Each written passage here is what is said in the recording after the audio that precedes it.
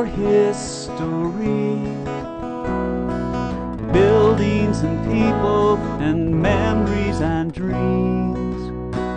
Who better to tell us than those who were there? There's so much to learn from the stories they'll share. Living history. Living history.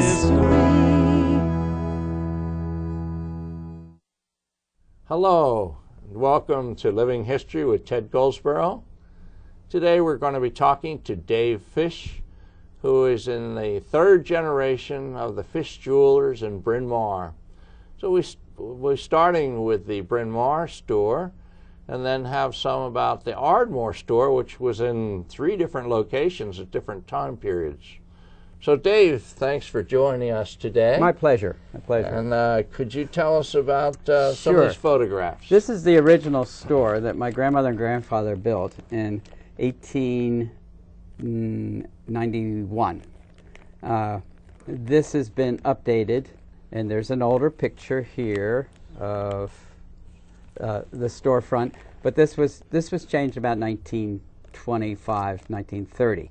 But you can see that there are living quarters on the top and behind the store, as most stores were maintained by the tenant of the building.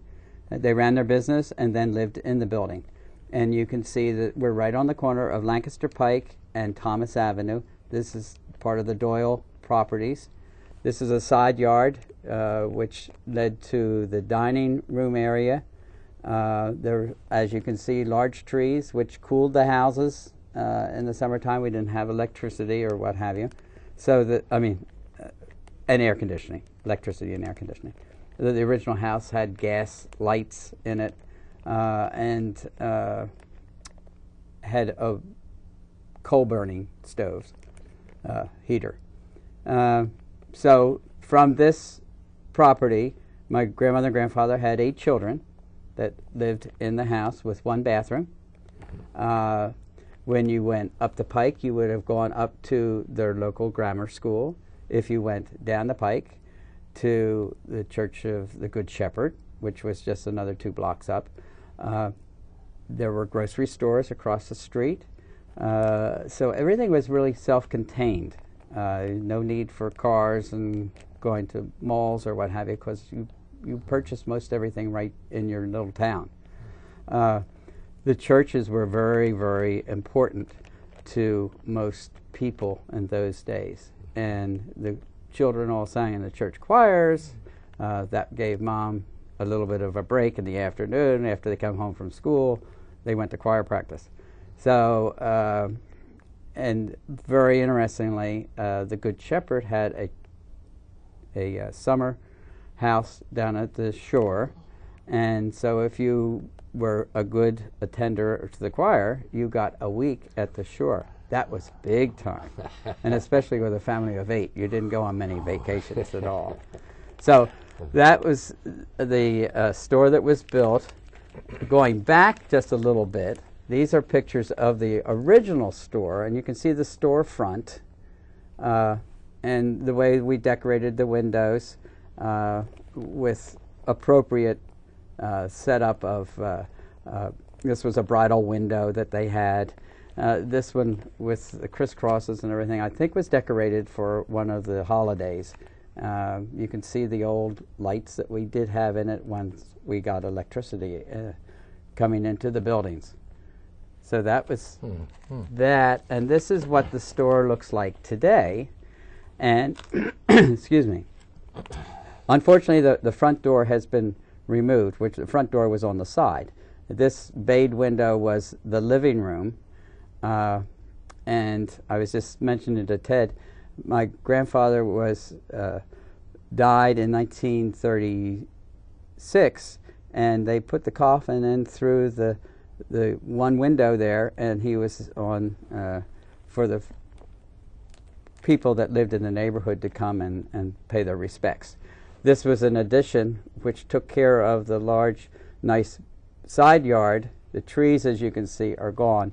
But there was a large area in the back here which had trees on it, as I remember as children, and they had a garden and what have you back there also. Grapevines for jellies and what have you. So your little house, the little area was very productive, children-wise, and produce of corn and what have you. So. I think somewhere in here we have a picture of the cornfield with two children, and maybe we'll get to see that. Yeah. These are bill heads from different time periods. This was 1900.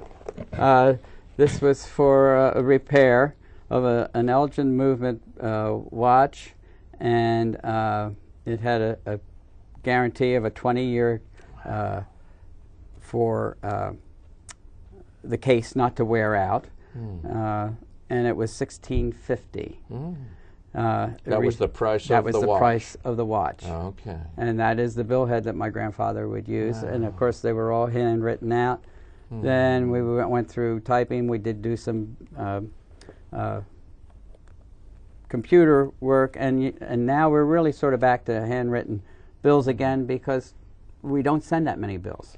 Most everybody pays by credit card, check, when they pick up an item or what have you. So we used to bill only every 6 months with some accounts, because that was the way that business was done. You trusted everybody, and that was the way that it all worked. Now, how did you happen to have this copy?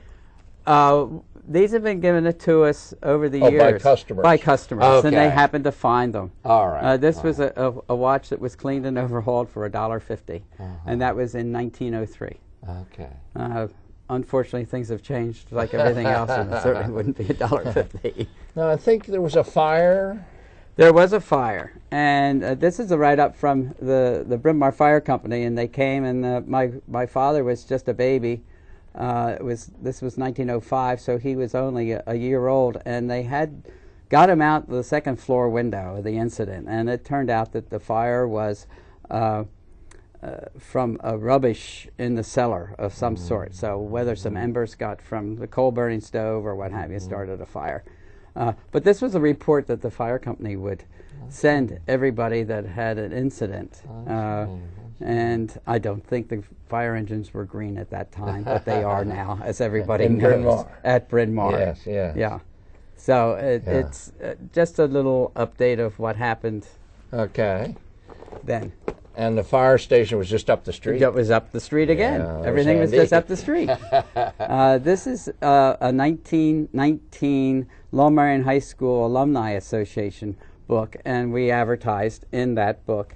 And so it just shows that we were involved still with the school systems and what having the support of the community, which I think is very important. And we continue to try to do that as much as we can. Okay. Picture of 1888 and 1988.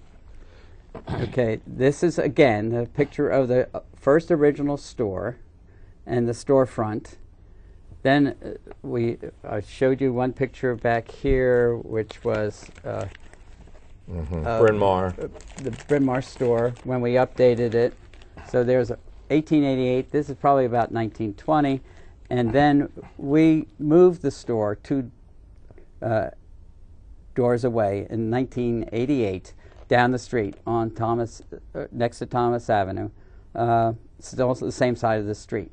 So that sort of gives you three histories of what the store looked like and what it looks like today. Why did you move? Unfortunately, with 8 children,